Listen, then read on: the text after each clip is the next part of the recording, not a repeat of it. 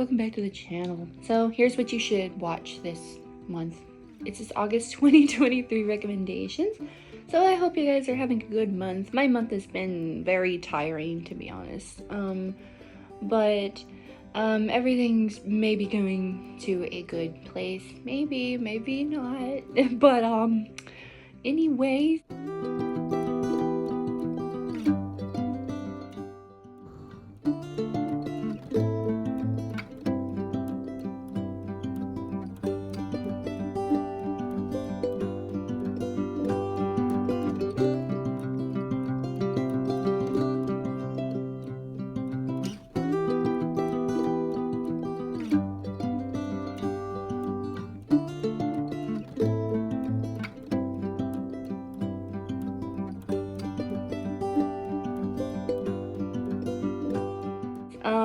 So let's start with the yes stuff.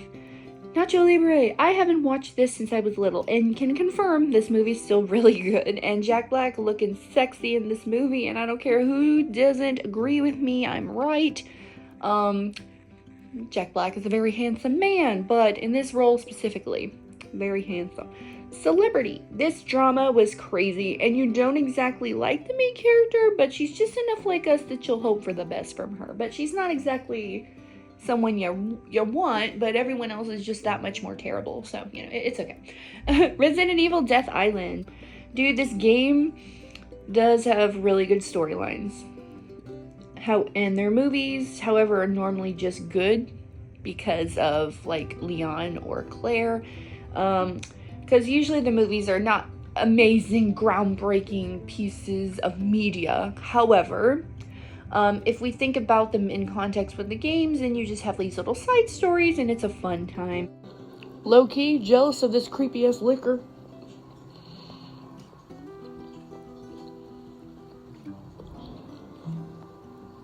Oh.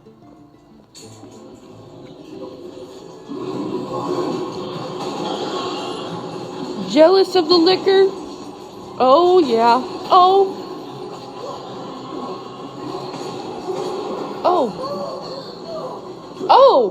Oh, now I'm jealous of Jill. I'm kind of jealous of Leon, too. I don't know who I want to be in this situation. Oh. After this, I'm putting tour guide on my resume. Oh my god, his face and his nose. Oh my god, he's so beautiful. Oh, his arms. Look at my pokey wokey. Well, if it isn't, whoever you are. Jill, my lord. I cannot wait to play Resident Evil 3. And Chris Redfield. Despite the fact you lose team members on every single... Damn! That's a little mean, man. He made his choice. We made ours. Oh! That's all. His nose is so perfect. No denying it. Destroying its... Oh, here it comes. Here it comes. I've been waiting. The virus didn't kill you. I wanted to be the one to do it. You don't always get what you want. Woo!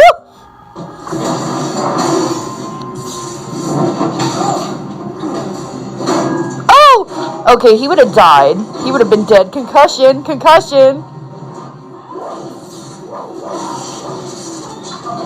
Oh. This is for my father. He was Arius' guard dog. She was a bitch. Oh! Oh my god, hey!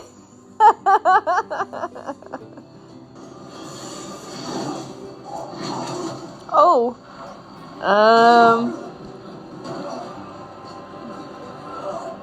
I'm sorry, honey, Pookie Wookie, but I'm into this.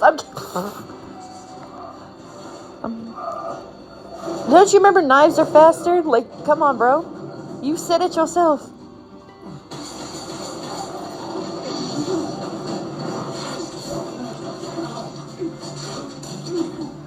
Oh, why can't it be me? I'm kidding. I'm not kidding at all.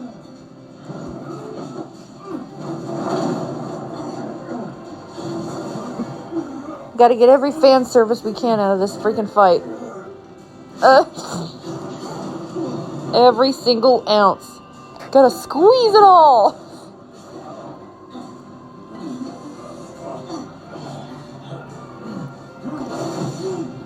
Thank you, Capcom, for the dessert. Ooh, he grunted. He grunted.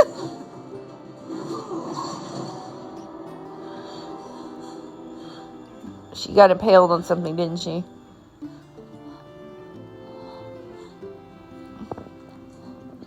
Oh, well. Oh.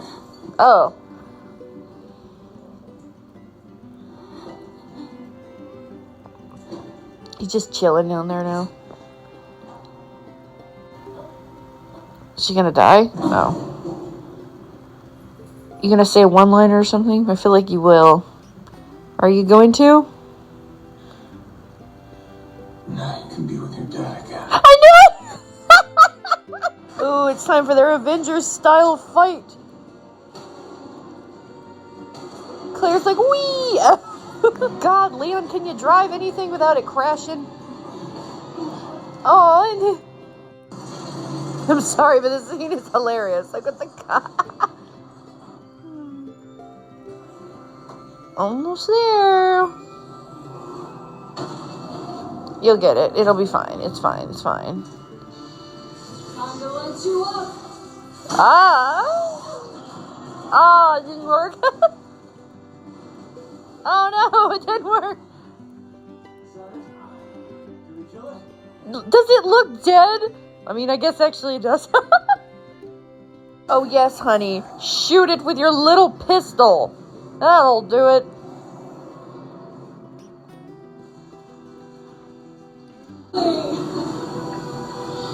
That's it. Come get me. Come on. Come get me. Come on. Come on. You know how to use this? It's gonna trigger this. Where did you get that? That goes in here. Where did you guys get that? You kill everyone because you feel guilty for killing your friend. Deal with it yourself, asshole. Snow White and the Seven Dwarves. Despite the drama that's going on with the Snow White, whatever, I wanted to revisit the cartoon that I loved as a child. And I've always loved this movie. I think it's so cute, and I will always love fantasy and love stories. So yes, I'm not going to speak a lot on how I feel about that live action remake. I personally am not going to watch it.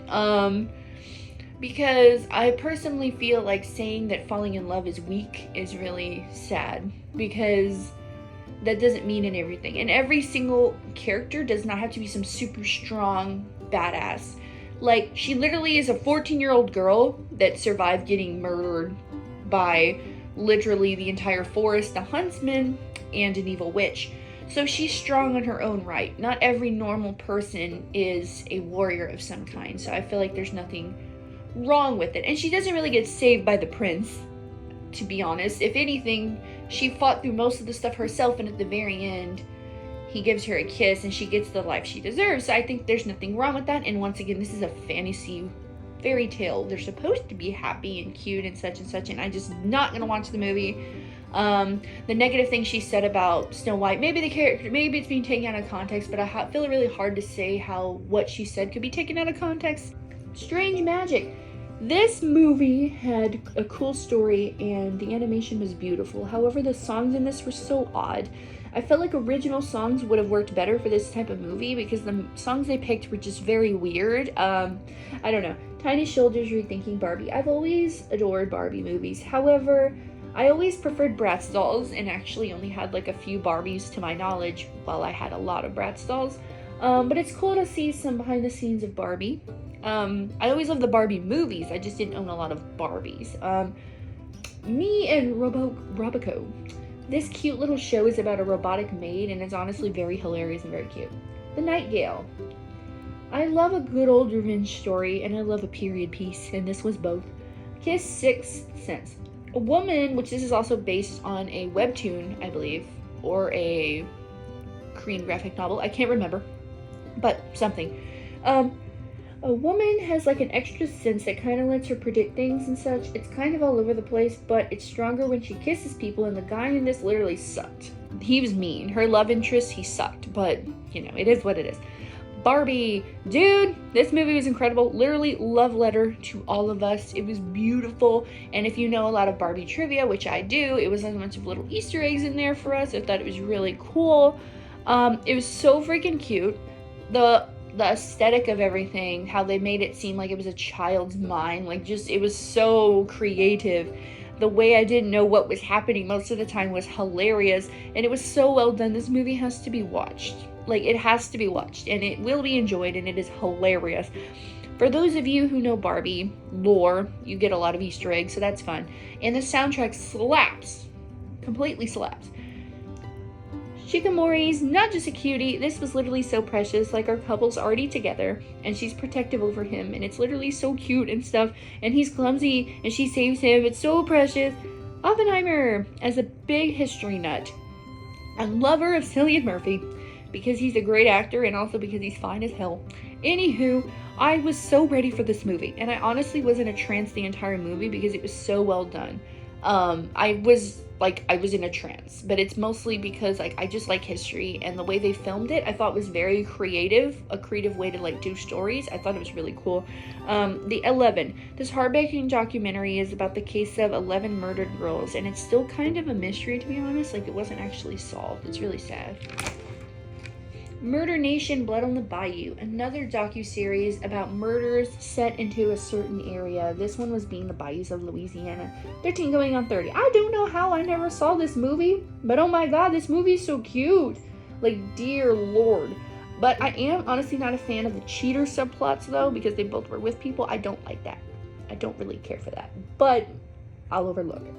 Suicide Squad, Hell to Pay. This movie was much better than the Suicide Squad movies. I actually quite enjoyed this. My Boss's Daughter. I expected a romantic comedy. Well, no. It was more of just a straight up crazy comedy. It was very funny. It wasn't really a romance into it, but based on what I saw on the cover, I assumed it was going to be a romance, but it not really, no. My Strange Addiction, Still Addicted. I love this show so much growing up. Oh my god. So much back then, and to see that they're bringing it back and they're still addicted is really sad to say. Most of them still are addicted, even though it's 10 years later, and it is really sad to see some of them are still addicted to things, but they also have some really new addictions, and I think it's just really cool that they're bringing that show back. I always thought that show was very interesting. Hotel Artemis, this is basically a movie about a hotel that takes hitmen in, kind of like the Continental in the John Wick universe. Why Women Kill. This show's incredible. I love fresh, amazingly written shows. The first season was so well made, and all of the characters and stories were so great. Season 2 took a little bit of a different approach, but it was still told in a great way. Sadly, another great show that was canceled. From Up on Poppy Hill. This cute little story takes place after the war and after the Oppenheimer movie. It's so much more sad. I was obviously aware of it. Obviously, I know history. But it's just, a sad thing to see an anime about it, and I just watched the movie really prior to this, and it was ooh. No Filter. This was another win for Tubi. Some of their horror movies are hitting. Tubi might not have the big budget to do a really good action movies, but their horror movies are quite good. Horror is a really good thing to do, especially for companies that don't have a lot of money, because horror is cheap to make, depending on what you're doing with it, but horror can be great with cheap effects, so it's one of the cheapest movies you can make. So that was cool. Toe. This is a slasher movie, and the killer actually is pretty scary and has a creepy premise. Invincible, Adam Eve. Invincible is apparently getting a second season, which I did not know until now, which I'm so happy about it, because I wanted to see how the graphic novel continues, and no, I didn't pick it up to read it. I wanted to watch it animated. But first, we got this prequel of Adam Eve and her story and how she came to be, and it was pretty good. Burn. This employee has enough of her job and was kind. I was kind of on her side because she was getting treated kind of badly. But she lost me when she tried to literally rape a guy. Yeah, he might have tried to rob them before, but that doesn't excuse her trying to rape him. The Edge of Love. I was on my Cillian Murphy kick, so I started this movie thinking it was a cute romance, but no, it's not. It's adorable moments in it, but it's a very well acted drama, and it's actually full of a lot of pain. Here's my true crime documentary dump, because I watched a lot of them. So, Missing the Lucy Blackman Case, The Lady of Silence, I don't know how to say that, Murder of Carter Country Mines, Murder in Amish Country. Now, this series was actually really crazy because I don't know a lot about the Amish, but I honestly expected there to be crime in them because a lot of them are so like sheltered and it's kind of like not a cult by any means, but the Amish are a little more sheltered, so I know that they'd be a lot more sensitive to things happening. But I didn't know it was going to be to some of this extent. Bastard, heavy metal, dark fantasy. This show has returned, and oh my god, I love it. Like, literally, him and Yoko are honestly really cute to me. And I know that might be a toxic trait, I don't know, but I really like this show.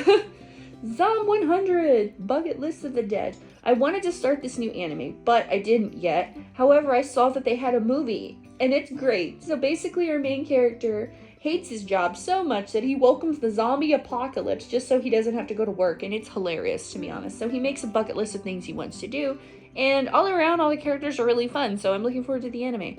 Teenage Mutant Ninja Turtles Mutant Mayhem. This movie was absolutely adorable, and they were all very young teenagers, which made this storyline so cute. I didn't expect them to be so young, and it was very touching. And the animation style was incredible. I really loved it so much. It was a great experience. Like, I enjoyed myself a lot.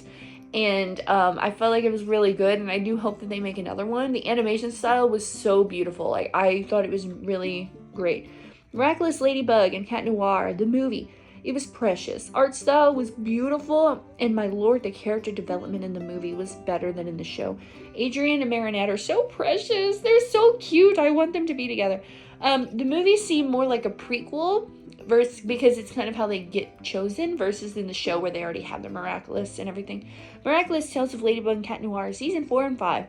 This movie had reminded me that I hadn't finished the show, so I went back and then, bro, it's so cute. Like, I just love. Marry my dead body. So, a homophobic man was another man's dog in another life. So when he dies, he ends up married to the man's ghost and has to solve his problems, and he becomes not homophobic, and he sees the light, and he becomes a less hateful person, and I thought it was really good. Guardians of the Galaxy Volume 3.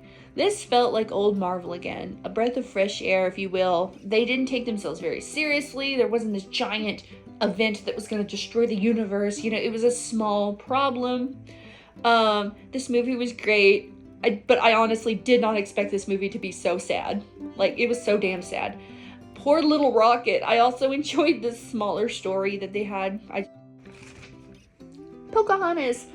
I always liked this movie as a kid. I really do, and she's one of my favorite princesses. But sad to say, I think they should have made up their own story if they were gonna go this way. Instead of using a real life story that's very tragic and just not including any of the tragic stuff in it. I didn't know when I was younger that it was like based on a true story, very, very loosely based on a true story, a very tragic story. Do not do that. They cloned Tyrone. The title kind of gave it away, but the characters and overall atmosphere was very well done, and it had a great overall tone. The Duke of Death and His Maid, Season 2. I love the first season of this so much. Like, I found it all so precious, and I just love romance, and it honestly makes stories so good. Polaroid. I like movies about cursed objects. It makes the horror element really cool, so I thought this was cool. Kotaro-san. This anime's precious, and it's about a girl that can read minds, and these cute little relationships make me smile. Now for the meh section. Run, Rabbit, Run. I've seen a lot of people kind of react the same to this movie. This looked like it had so much going for it, and I thought it was going to be so scary and have like this cool premise. And it did have a cool premise, but honestly it was just kind of slow, and I felt like it wasn't delivered the way it could have been. Oku, the Inner Chamber. The idea for this is really cool, but like an alternative universe where men were sold into slavery with their bodies versus women, and parts of it were interesting, but I don't know, it felt like not much happened, and none of the characters were really someone you cared for. I don't know. Heart of Stone. She was beautiful in this. It started out really good, but it just kind of got slow for me. I don't know. Escaping My Stalker. I'm not sure if this was based on a true story or not. If it is, I'm very sorry. No, from the no section. Skinamarink. I don't know how to say this, but this movie is hard to explain because I use the term movie loosely. If you haven't seen it, honestly, it reminds me of those analog horror games that are really popular right now, like in the indie horror, like community right now. It reminds me of that. It's barely any dialogue or movement in this movie. It could have worked, yes, but I feel like it could have worked with a little bit more, characters or a little bit more story, because most of the times it's just a camera facing a wall with a grain filter on it, and that's most of the movie. So I feel like it could have worked if there was a little bit more character. I hope you guys get ready for fall because I'm pumped and it's basically already Halloween, so let's get ready.